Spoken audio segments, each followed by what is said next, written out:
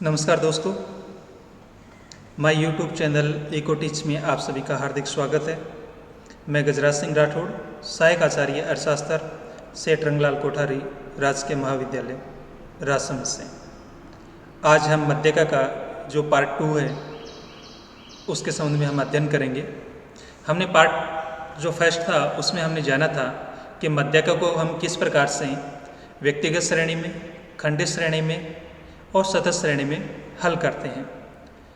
Part 2 में हम जानेंगे कि जब हम मीडियन के जो क्वेश्चन हल करते हैं तो हल करते समय हमारे सामने कौन कौन सी समस्याएं आती हैं, उन समस्याओं के संबंध में हम जानेंगे।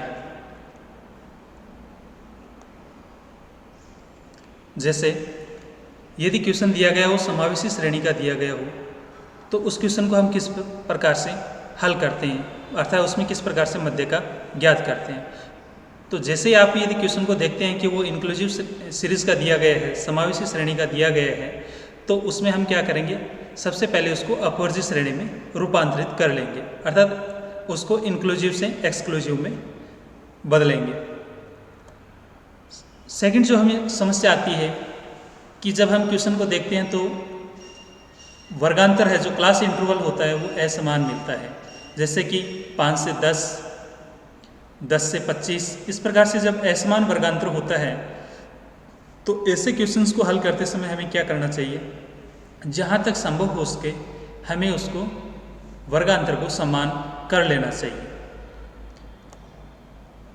इसके अतिरिक्त जो हमें समस्या आने वाली होती है एक है कि क्वेश्चन दिया गया है उसमें और मध्य का भी उसमें दिया हुआ है, x की वैल्यू उसमें दी गई है और फ्रीक्वेंसी कहीं उसमें मिसिंग है, तो वो मिसिंग फ्रीक्वेंसी हम किस प्रकार से ज्ञात करें, अर्थात जो अज्ञात आवृत्ति है वो हम किस प्रकार से ज्ञात करें। तो इसी पर हमारा फोकस रहेगा इसमें। देखिए सबसे पहले कि यदि सीरीज है, सामक माला है, वो इंक्लूसिव में दी गई है, समावेशी श्रेणी में दी गई है, तो हम उसको किस प्रकार से हल करेंगे। क्लास इंटरवल दिया गया 10 to 15 है, 15 to 17.5, अर्थात यहाँ पर क्या है कि वर्ग अंतराल है वो भी असमान है। पहला दिया गया 10 से 15 है और दूसरा 15 से 17.5 अर्थात 17.5 दिया गया है। तीसरा 17.5 to 20 दिया गया है। तो असमान वर्गांतर है, तो इसको भी हम क्या करेंगे, समान करेंगे, इक्वल करेंगे। नेक्स्ट देख रहे हैं इसमें आगे 22 to 30 तक इसमें जो लिखा गया है, 22 से 30 यहाँ पर है वो इंक्लूसिव है। तो ऐसी स्थिति में हम इसको भी किस प्रकार से हल करेंगे।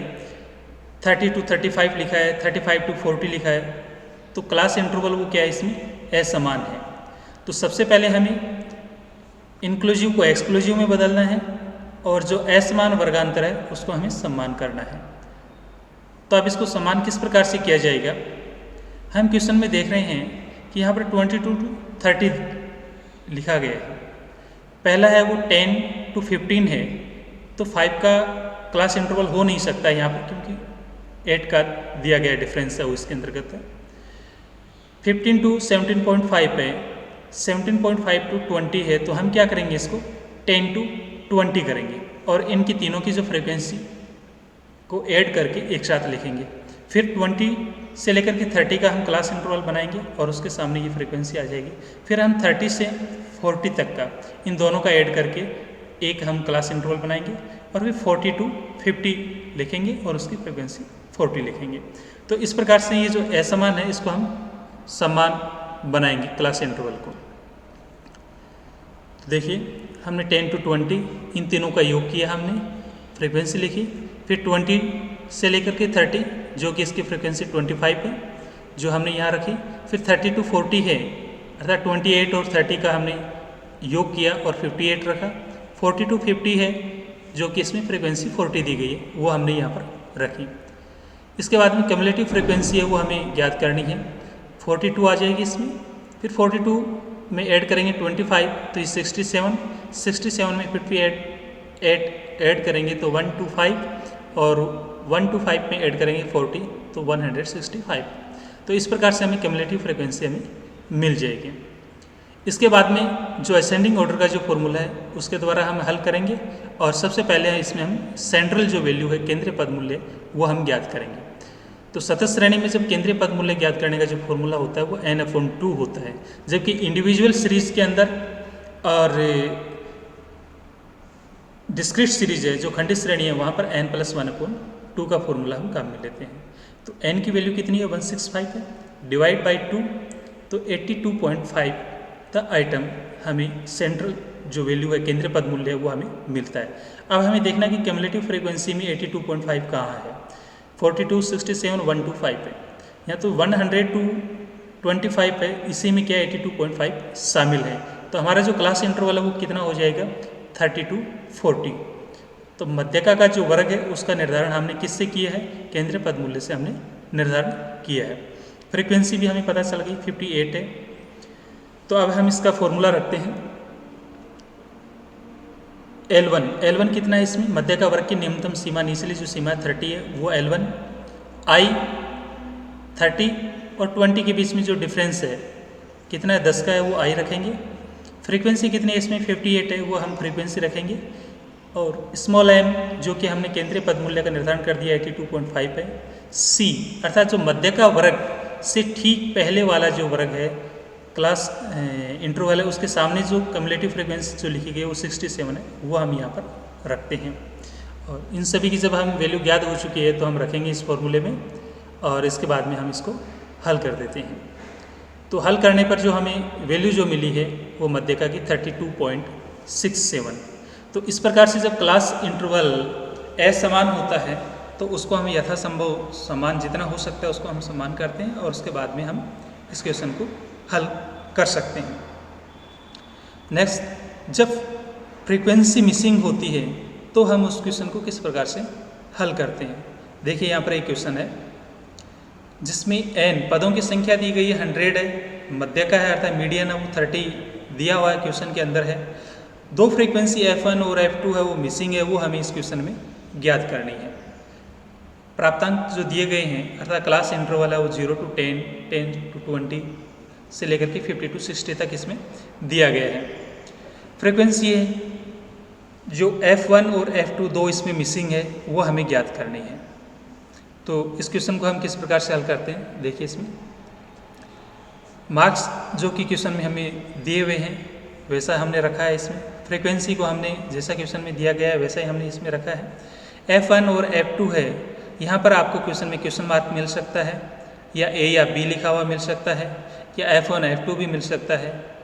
अगर नहीं लिखा हुआ तो आप अपने काल्पनिक रूप से इसको मान सकते हैं, एज्यूम कर सकते हैं कि ये f1 है और दूसरा f2 है। फ्रीक्वेंसी f1 और f2 हमने रखा।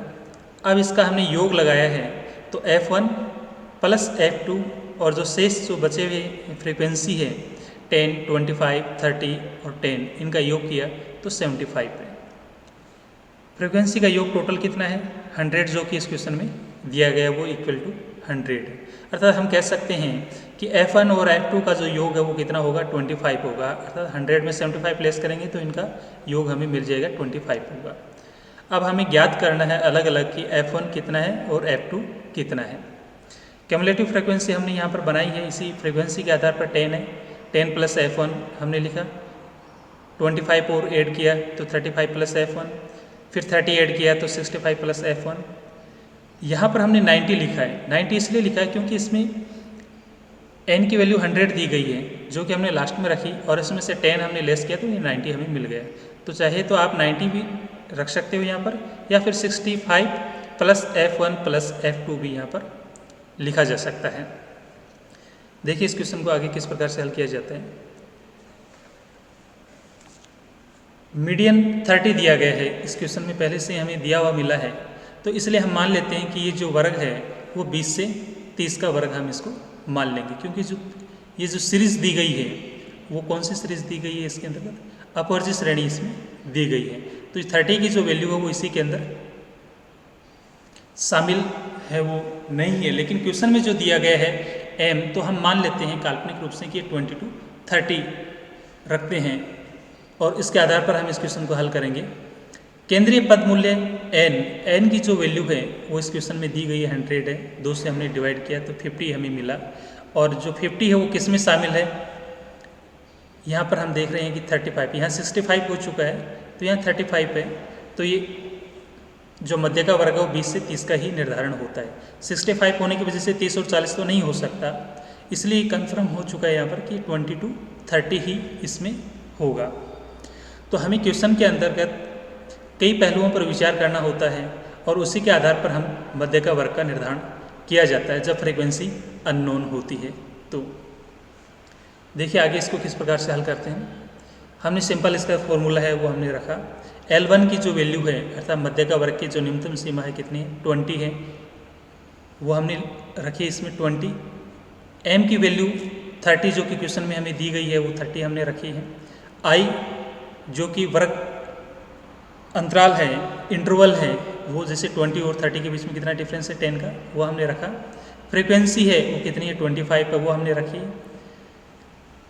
स्मॉल m इस जो केंद्रीय पद मूल्य है वो कितना, जो हमने ज्ञात किया था 100 को 2 से विभाजित करके, तो 50 हमें जो मिला था। और c अर्थात क्यूमुलेटिव जो फ्रीक्वेंसी है मध्य का वर्ग से ठीक पूर्व वाली, तो आप चाहें तो 10 + f1 भी रख सकते हैं और चाहें तो c रख करके भी आप इसको ज्ञात कर सकते हैं। हम c की वैल्यू हम यहाँ पर ज्ञात करेंगे और इसको हम हल करेंगे। 30 में से 20 लेस करेंगे तो कितना मिलेगा हमें 10, और इस 10 से हम मल्टीप्लाई कर देते हैं 50 को तो 500, और 10 को c से मल्टीप्लाई किया तो -10c। आगे इस क्वेश्चन को हल करते हैं तो 10 को 25 से मल्टीप्लाई किया 250, और 250 को हमने 500 में से लेस करेंगे तो 10c इक्वल हमें जो मिलेगा वो 250, और फिर c की वैल्यू ज्ञात करेंगे तो 250 में 10 से डिवाइड कर देंगे तो 25 हमें c की वैल्यू मिल चुकी है। अब जब हम c की वैल्यू जब हमें मिल चुकी है तो यहाँ पर 10 + f1 इक्वल हम कितना लिख सकते हैं 25 लिख सकते हैं।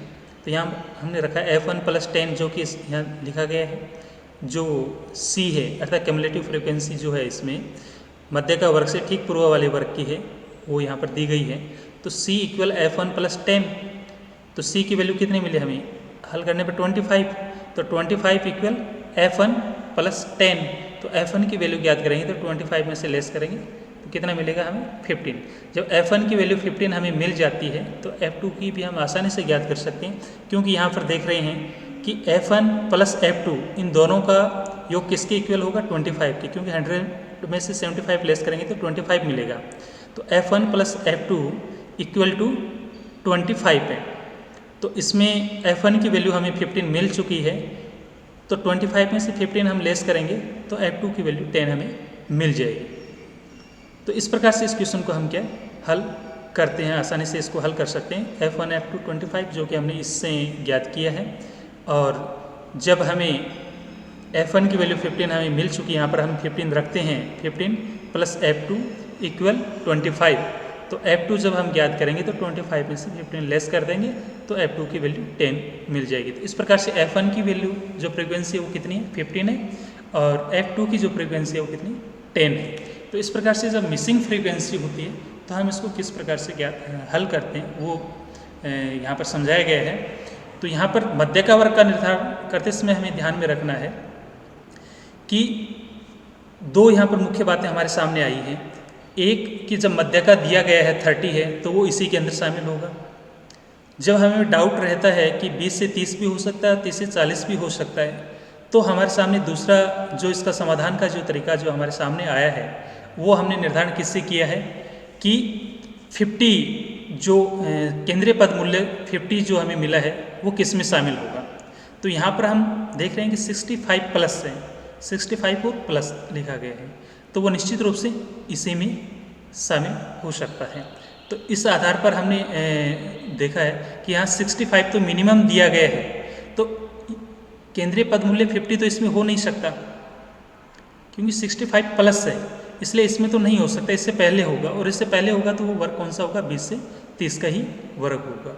तो जब वर्ग का निर्धारण हो जाता है तो उसके बाद में हम इस क्वेश्चन को आसानी से हल कर सकते हैं। अब इसके बाद में हम जान लेते हैं कि मध्यका के कौन कौन से मेरिट हैं, कौन कौन से इसके गुण हैं। सबसे आसान जो इसका गुण है सिंप्लिसिटी है, अर्थात सरलता है। इसको हम आसानी से हल कर सकते हैं।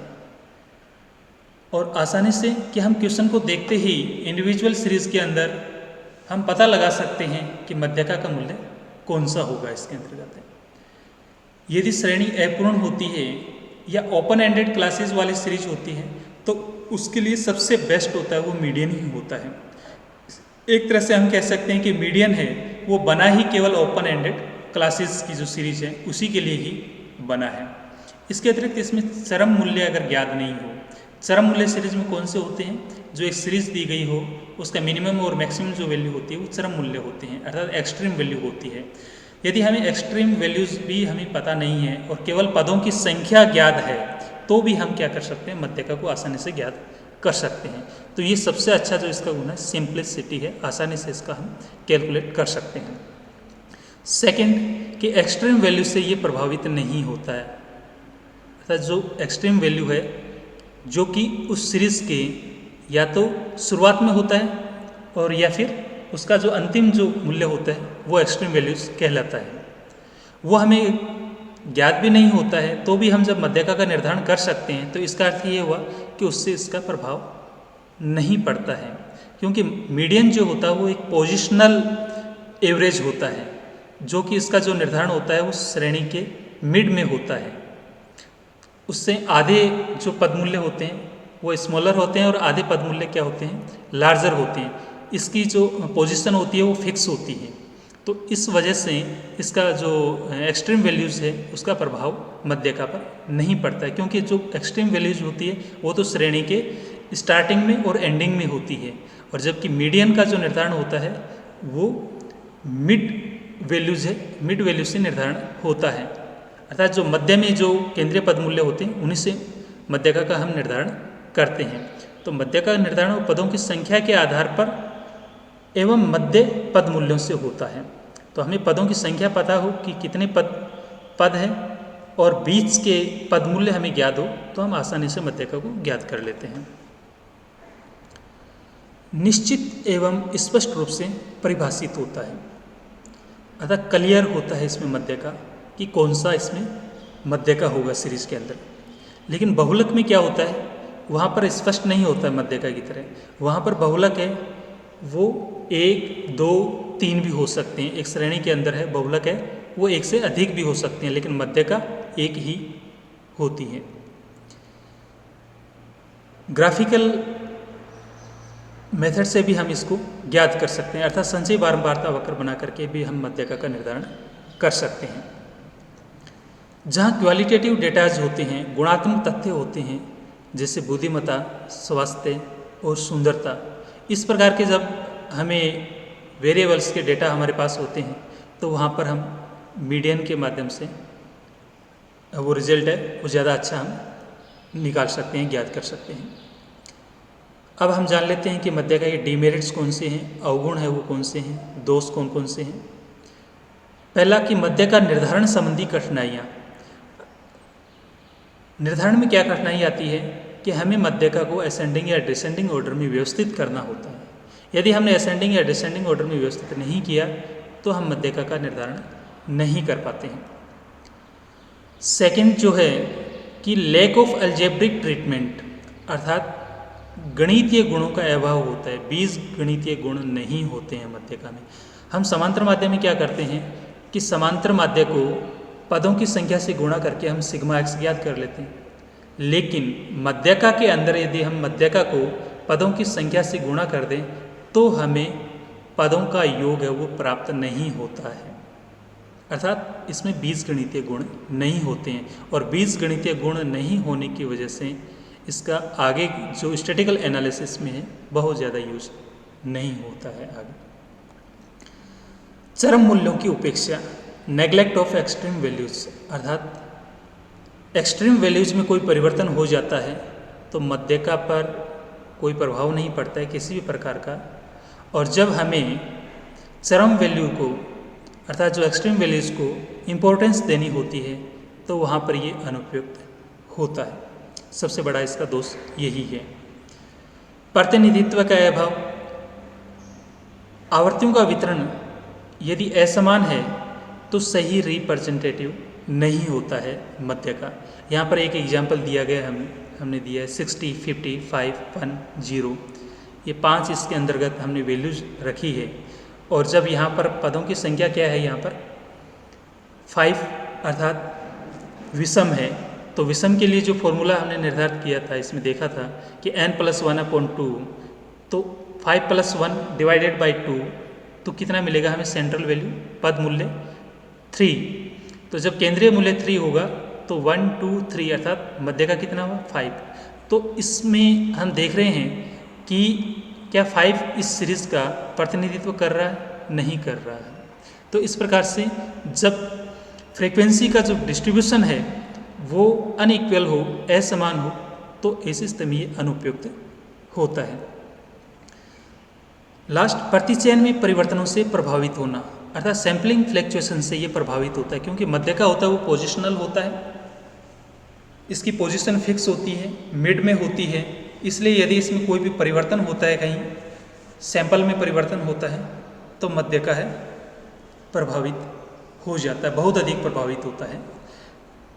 तो यहाँ पर जो मुख्य जो है प्रतियोगी परीक्षाओं में जो ध्यान रखने वाली जो बात है कि एक तो इसमें बीजगुण गणितीय गुणों का अभाव होता है, ये विशेष है। एक्सट्रीम वैल्यू का है वो उपेक्षा करता है, अर्थात उनका इस पर कोई प्रभाव नहीं पड़ता है, और सैम्पलिंग फ्लैक्चुएशन से भी बहुत अधिक प्रभावित होता है। तो ये मुख्य इसके दोष हैं जो कई बार प्रतियोगी परीक्षाओं में पूछे जाते हैं। धन्यवाद दोस्तों। यदि यह वीडियो आपको अच्छा लगे तो अधिक से अधिक शेयर और लाइक कीजिए, ताकि अधिकतम स्टूडेंट्स वो लाभान्वित हो सके। और इस चैनल पर अपलोड किए जाने वाले वीडियो से आप निरंतर अपडेट रहना चाहते हैं तो आप इस चैनल को सब्सक्राइब कर सकते हैं। नेक्स्ट जो ऑनलाइन वीडियो क्लास होगा वो हमारा बहुलक पर होगा, अर्थात मोड पे। हम जानेंगे कि बहुलक को किस प्रकार से हल किया जाता है और कहाँ कहाँ वो उपयोगी होता है। धन्यवाद।